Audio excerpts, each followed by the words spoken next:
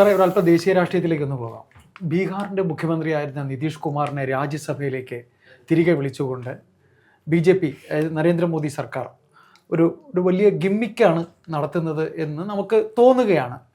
അദ്ദേഹത്തിൻ്റെ മകനെ ഉപമുഖ്യമന്ത്രിയായി BJP പതിയെ അങ്ങനെ ഇടപെടുത്ത് വരികയാണ് എന്നൊരു തോന്നലുമുണ്ട്. സാർ, അതിനകത്ത് നിൽക്കുന്ന ഒരു രാഷ്ട്രീയം ശരിക്കും നിതീഷ് കുമാർ ട്രാപ്പിഡ് അല്ലേ? ട്രാപ്ഡ് ആണോ എന്ന് ചോദിച്ചു കഴിഞ്ഞാൽ, ഇത് നിതീഷ് കുമാറിന് അറിയാം ഇങ്ങനെയൊക്കെ സംഗതികളുണ്ടാകും എന്നുള്ളത്. നിതീഷ് കുമാറിന് അറിയാം. കാര്യം നമ്മളെക്കാട്ടിയൊക്കെ BJPയെ അടുത്തറിയാവുന്ന വ്യക്തിയാണ് നിതീഷ് കുമാർ. അതേപോലെ തന്നെ BJPക്കും വളരെ വ്യക്തമായ ധാരണയുള്ള വ്യക്തിയാണ് നിതീഷ് കുമാർ. അപ്പോൾ നിതീഷ് കുമാറിൻ്റെ പഴയ സോഷ്യലിസ്റ്റാണ്. വളരെ പഴയകാല ചരിത്രമൊക്കെ പറയുകയാണെങ്കിൽ ഗംഭീരമായ ചരിത്രമൊക്കെ ഉള്ള വ്യക്തിയാണ്. പക്ഷേ നമ്മൾ ഈ സമീപ വർഷങ്ങളിലുള്ള നിതീഷ് കുമാറിൻ്റെ രാഷ്ട്രീയത്തിലെ നിലപാടെടുത്ത് നോക്കിക്കഴിഞ്ഞാൽ പ്രത്യേകിച്ച് നിലപാടുകളൊന്നുമില്ല എന്നുള്ളതാണ് അതിനകത്ത് നമുക്ക് മനസ്സിലാക്കാൻ കഴിയുന്നത്. ഇടക്കാലത്ത് ഇന്ത്യ മുന്നണിയുടെ ഏറ്റവും വലിയ പ്രതീക്ഷയായിരുന്നു മോദിക്ക് കഴിഞ്ഞ ലോക്സഭാ തെരഞ്ഞെടുപ്പിൽ നിതീഷിനെ മുൻനിർത്തി തെരഞ്ഞെടുപ്പിനെ നേരിടുക എന്നുള്ളതായിരുന്നു ഇന്ത്യ മുന്നണി ആദ്യം തയ്യാറാക്കിയിരുന്നൊരു പദ്ധതി എന്ന് പറയുന്നത്. പെട്ടെന്നാണ് നിതീഷ് കുമാർ മാറിയിട്ട് നേരെ BJPയുടെ ചേരുകയും ഇന്ത്യ മുന്നണി എന്ന് പറയുന്ന സംഗതി ഒന്നുമില്ലാതെ പോവുകയും ചെയ്യുന്ന അവസ്ഥയിലേക്ക് പോകും. ഇപ്പോൾ കഴിഞ്ഞ ലോക്സഭാ തെരഞ്ഞെടുപ്പിൽ ഗംഭീര പ്രകടനമാണ് അവിടെ NDA കാഴ്ചവെച്ചത്. അതായത് BJPക്ക് 89 സീറ്റ്, JDUവിന് നിതീഷ് കുമാറിൻ്റെ പാർട്ടിക്ക് 85 സീറ്റ്, ലോക് ജനശക്തിക്ക് 19 സീറ്റ്. അപ്പോൾ ഈ രീതിയിൽ 200 സീറ്റിലേറെ നേടിക്കൊണ്ടാണ് NDA അവിടെ അധികാരത്തിൽ വന്നത്. സ്വാഭാവികമായിട്ടും നിതീഷ് കുമാറിനെ മുൻനിർത്തി തന്നെയായിരുന്നു തെരഞ്ഞെടുപ്പ്. നിതീഷ് കുമാറിന് ബീഹാർ രാഷ്ട്രീയത്തിലുള്ള സ്വാധീനം അത് വളരെ വ്യക്തവുമായിരുന്നു.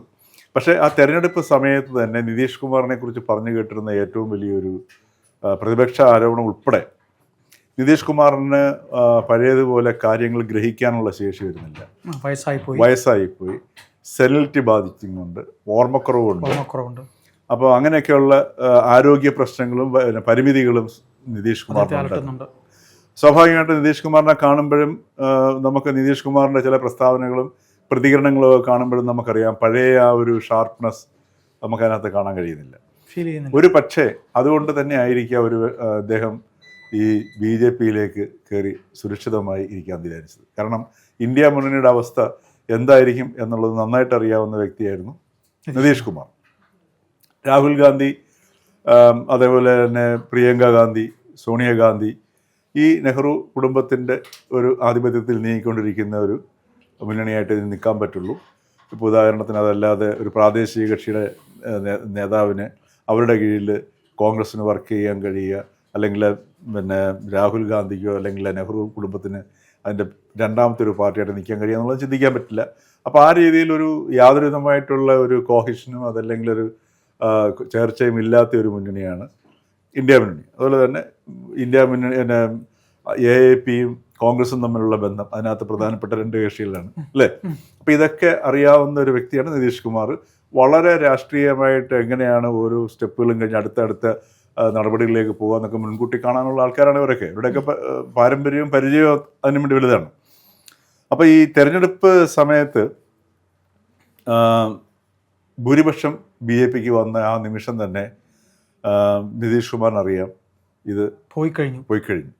പക്ഷേ BJPയോടെ വളരെ മനോഹരമായിട്ട് യാതൊരുവിധമായിട്ടുള്ള ഒരു സംഘർഷത്തിനിടെ ഉണ്ടാക്കാതെ നിതീഷ് കുമാറിനെ മുഖ്യമന്ത്രിയാക്കി. അദ്ദേഹത്തിൻ്റെ മകൻ്റെ തുടർച്ചയാണിപ്പം.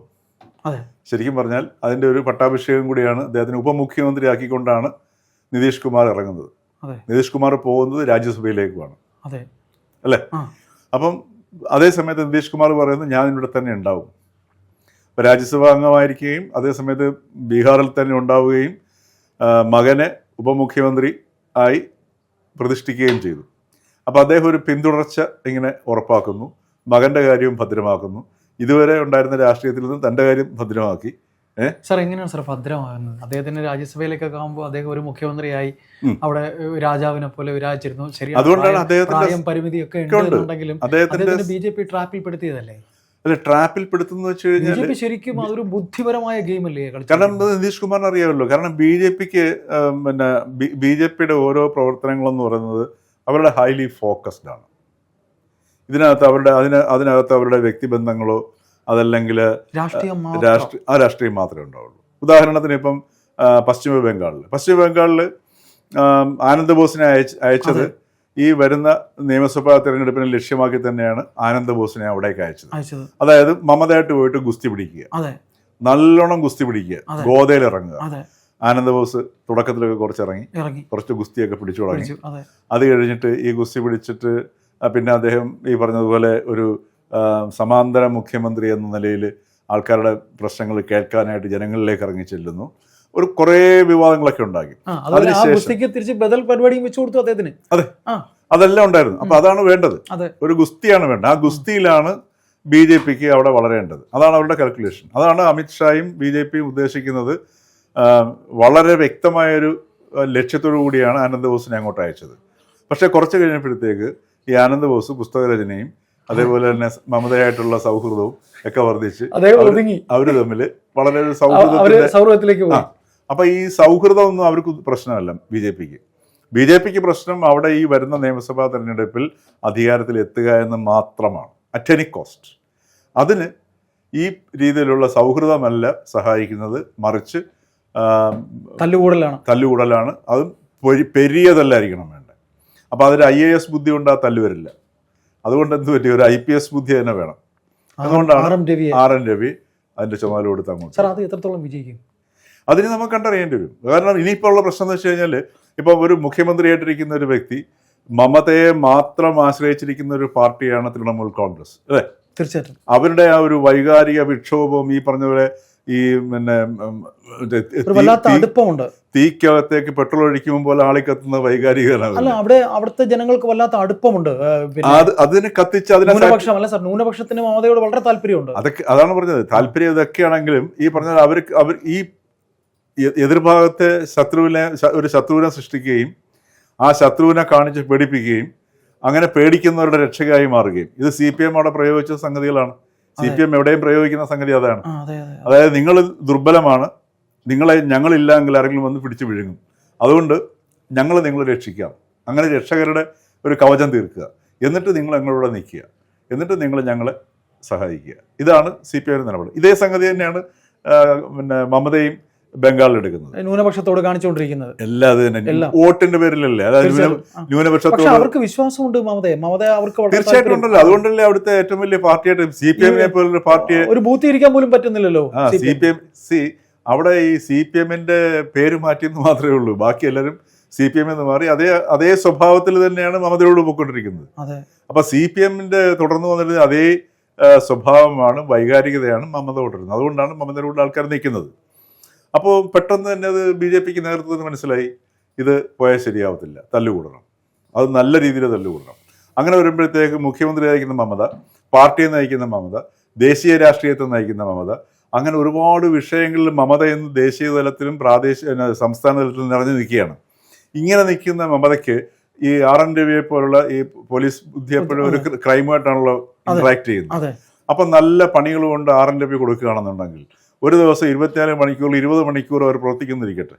ഇതിനകത്ത് ഇപ്പം ഈ ആനന്ദ് ബോസിന്റെ സാന്നിധ്യത്തിൽ 20 മണിക്കൂറും മമതയ്ക്ക് രാഷ്ട്രീയത്തിനും ഭരണത്തിനും ലക്ഷ്യങ്ങൾ നേരിടാൻ വേണ്ടി ഉപയോഗിക്കാൻ പറ്റും. പക്ഷേ രവി എന്ന് പറയുന്ന ഒരു ശത്രുവിനെ കൊണ്ടിട്ട് കൊടുക്കുകയാണെന്നുണ്ടെങ്കിൽ എപ്പോഴും മമതയ്ക്ക് ശ്രദ്ധ എപ്പോഴായിരിക്കും, അറ്റാക്ക് ചെയ്യപ്പെടും എന്നുള്ളതായിരിക്കും. രവി എന്ത് കാണിക്കും, എങ്ങനെയാണ് വരുന്നത്. 2 മാസമല്ലേ ഉള്ളൂ. അതെ, അപ്പൊ ആ നിലയിലേക്ക് അങ്ങോട്ട് ശ്രദ്ധ പോകേണ്ടി വരും. ഭരണം പോകുന്നില്ല, ശ്രദ്ധ പോകേണ്ടി വരും. ഇവരുടെ ഭരണം പോകും, ശ്രദ്ധ അതിലേക്ക് പോകും. അപ്പൊ ഈ ശ്രദ്ധ എന്ന് വെച്ചാൽ ശത്രുവിനെ, ഇപ്പൊ പെട്ടെന്നൊരു ശത്രുവിനെ, BJP എന്ന ഒരു ശത്രുവിനെ RN രവിയുടെ രൂപത്തിൽ അവിടെ കൊണ്ട് പ്രതിഷ്ഠിച്ചിരിക്കുകയാണ്. അപ്പൊ ആ ശത്രു നമ്മുടെ മുമ്പിലുണ്ടെങ്കിൽ നമ്മൾ ഇനി എത്ര വലിയ സർഗാത്മക പ്രവൃത്തിക്ക് പോവുകയാണെങ്കിലും ശത്രുവിന്റെ നീക്കങ്ങൾ നിരീക്ഷിച്ചില്ല അല്ലെങ്കിൽ നമ്മുടെ പണി അപകടത്തിലാവും. അപ്പൊ അങ്ങനെ വരുമ്പോൾ എന്താ സംഭവിക്കുന്നത് വെച്ച് കഴിഞ്ഞാൽ, മമതയുടെ ശ്രദ്ധ കൂടുതൽ തന്നെ ആക്രമിക്കാൻ നിൽക്കുന്ന ശത്രുവിലേക്ക് തിരിയും. അത് സ്വാഭാവികമായിട്ടും വരുന്ന തെരഞ്ഞെടുപ്പിലേക്കുള്ള മമതയുടെ ശ്രദ്ധയെ കുറയ്ക്കുകയും അതിൻ്റെ തീവ്രത ഇല്ലാതാക്കുകയും ചെയ്യും. അതൊരു തന്ത്രമാണ്. ആ തന്ത്രവും കൂടിയാണ് ഇപ്പോൾ ഒരു വെടിക്ക് 2 പക്ഷി എന്ന നിലയിൽ, ഒന്ന് മമതയെ കൊണ്ട് രവിയുടെ അടുത്ത് പോരാടാൻ നിർബന്ധിതയാക്കുക. അതോടൊപ്പം തന്നെ അതിന് ചെലവഴിക്കുന്ന സമയം യഥാർത്ഥത്തിൽ തെരഞ്ഞെടുപ്പിന് ചെലവഴിക്കുന്ന സമയത്തിൽ നിന്നുള്ള മാറ്റി നിർത്തലുമായിരിക്കും. അപ്പോൾ ഒരേ സമയത്ത് തെരഞ്ഞെടുപ്പ് രംഗത്തേക്കുള്ള ശ്രദ്ധ കുറയുകയും അതേ സമയത്ത് തങ്ങൾക്ക് അനുകൂലമാവുന്ന രീതിയിൽ ഗവർണറും മുഖ്യമന്ത്രിയും തമ്മിലുള്ള ഫൈറ്റ് മൂർച്ഛിക്കുകയും ചെയ്യും. മമതയ്ക്ക് അടുത്ത തെരഞ്ഞെടുപ്പ് നേരിടുന്നതിന് വേണ്ടിയുള്ള അവരുടെ ഹോംവർക്ക് ചെയ്യാനുള്ള സമയം നഷ്ടമാവുന്നു ഈ അടിയിലൂടെ. അതെ. അപ്പോൾ അതുപോലെ തന്നെയാണ് സംഗതി. ഇപ്പോൾ ബീഹാറിലേക്ക് എടുത്ത് നോക്കുക. ബീഹാറിലേക്ക് എടുത്ത് നോക്കിക്കഴിഞ്ഞാൽ അറിയാം, ഇപ്പോൾ JDUവിൻ്റെ അവസ്ഥ. അവർക്ക് 85 സീറ്റും ഇവർക്ക് 89 സീറ്റുമാണ്. സ്വാഭാവികമായിട്ടും ഏറ്റവും വലിയ കക്ഷിക്കാണ് മുഖ്യമന്ത്രി സ്ഥാനം ലഭിക്കുക. പക്ഷേ മുഖ്യമന്ത്രി സ്ഥാനം ഇദ്ദേഹത്തിന് കൊടുത്തു. ഇനിയിപ്പം നിതീഷ് കുമാർ ഒരു ഫൈറ്റിന് തയ്യാറാവില്ല. അത് നല്ല വ്യക്തതയായിട്ടുള്ള ഉറപ്പുണ്ട്. അതോടൊപ്പം നിതീഷ് കുമാർ കഴിഞ്ഞു. അതോടൊപ്പം തന്നെ BJPയുടെ പ്രസിഡന്റ് വന്നിരിക്കുന്നത് നിതിൻ നബീൻ, അത് ബീഹാറിൽ നിന്നാണ്. അപ്പോൾ ബീഹാറിൽ BJP വലിയ സ്വപ്നങ്ങൾ കാണുന്നുണ്ട്. സാർ, ഈ പുതിയ പ്രസിഡന്റിനെ നിതിൻ നബീനെ കൊണ്ടുവന്നത് തന്നെ ഒരു വ്യക്തമായ തന്ത്രത്തോടെ അല്ലേ സാർ? തീർച്ചയായിട്ടും. 45 വയസ്സുകാരനെ അദ്ദേഹത്തിന് ഇനി അടുത്ത 25-30 വർഷത്തേക്ക് BJPയിലെ ഒരു നിക്ഷേപമായിട്ട് കൊണ്ടുവന്നിരിക്കുകയാണ്. അതാണ് ഞാൻ പറഞ്ഞത്, BJPയുടെ ഹൈലി ഫോക്കസ്ഡ് ആണ്. അപ്പം നിതിൻ നബീന്റെ പ്രവർത്തനങ്ങൾ കൂടി ഇതിന്റെ പിന്നിലുണ്ടാവും. ഉദാഹരണത്തിന് ഇപ്പം നിതീഷ് കുമാർ തയ്യാറാകുന്നില്ല എന്ന് വെച്ചു, എന്തായിരിക്കും സംഭവിക്കുക? ഒരു സംശയം വേണ്ട, JDU പിളരും. JDU പിളർന്ന് ഒരു നല്ല വിഭാഗം BJPയുടെ കൂടെ നിൽക്കും. പിന്നെ ലോക് ശക്തി ഉണ്ട്, അവർക്ക് 19 സീറ്റുണ്ട്. പിന്നെ ബാക്കിയുള്ള പാർട്ടികൾക്കെല്ലാം 5ഉം 4ഉം വെച്ചിട്ടുള്ള സ്ഥാനങ്ങളുണ്ട്. സുഖമായിട്ട് അവർ ഗവൺമെൻറ് പോവും. JDU ഒന്നുമല്ലാണ്ടായി മാറും. JDU എന്നുള്ളൊരു നിതീഷ് കുമാറിന് പഴയതുപോലെ രംഗത്തിറങ്ങാൻ പറ്റത്തില്ല. മകൻ അതിനുള്ള പ്രാപ്തിയായില്ല. മനസ്സിലായില്ലേ? അപ്പം നിതീഷ് കുമാറിൻ്റെ നിലനിൽപ്പ്, നിതീഷ് കുമാറിൻ്റെ മകൻ്റെ ഭാവിയിലേക്കുള്ള നിലനിൽപ്പ്, രാഷ്ട്രീയത്തിൻ്റെ നിലനിൽപ്പ്, ഇത് മാത്രം നോക്കിയിട്ടാണ് ഇപ്പോൾ നിതീഷ് കുമാർ ഈ പറഞ്ഞിരിക്കുന്ന വ്യവസ്ഥ അനുസരിച്ച് മാറിക്കൊടുക്കുകയും BJPയുടെ മുഖ്യമന്ത്രിക്കുള്ള അവസരം ഒരുക്കുകയും മകനെ ഉപമുഖ്യമന്ത്രിയാക്കുന്നു. പാർട്ടി പിളരാതെ കൊണ്ടുപോകാൻ കഴിയുന്നു. മകനെ പ്രാപ്തമാക്കി എടുത്തു കഴിഞ്ഞാൽ സ്വാഭാവികമായിട്ട് തുടരുകയും ചെയ്യാം. അപ്പോൾ ഈ 2 ഓപ്ഷൻ വരുമ്പോൾ സ്വാഭാവികമായിട്ടും ഏത് മനുഷ്യനും നമ്മൾ ഉദ്ദേശിക്കാവുന്നല്ലേ ഉള്ളൂ എന്തുകൊണ്ടാണ് നിതീഷ് കുമാർ ഇങ്ങനെ തീരുമാനിച്ചെന്നുള്ളത്.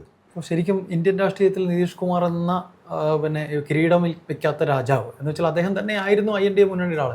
അദ്ദേഹം അങ്ങ് കഴിയുന്നു എന്ന് തന്നെയല്ലേ സാർ? തീർച്ചയായിട്ടും. നിതീഷ് കുമാറിൻ്റെ രാഷ്ട്രീയം ഇന്ത്യൻ രാഷ്ട്രീയത്തിൽ നിന്ന് ഇങ്ങനെ എന്താ പറയുക, മാഞ്ഞു പോയിക്കൊണ്ടിരിക്കുന്നു.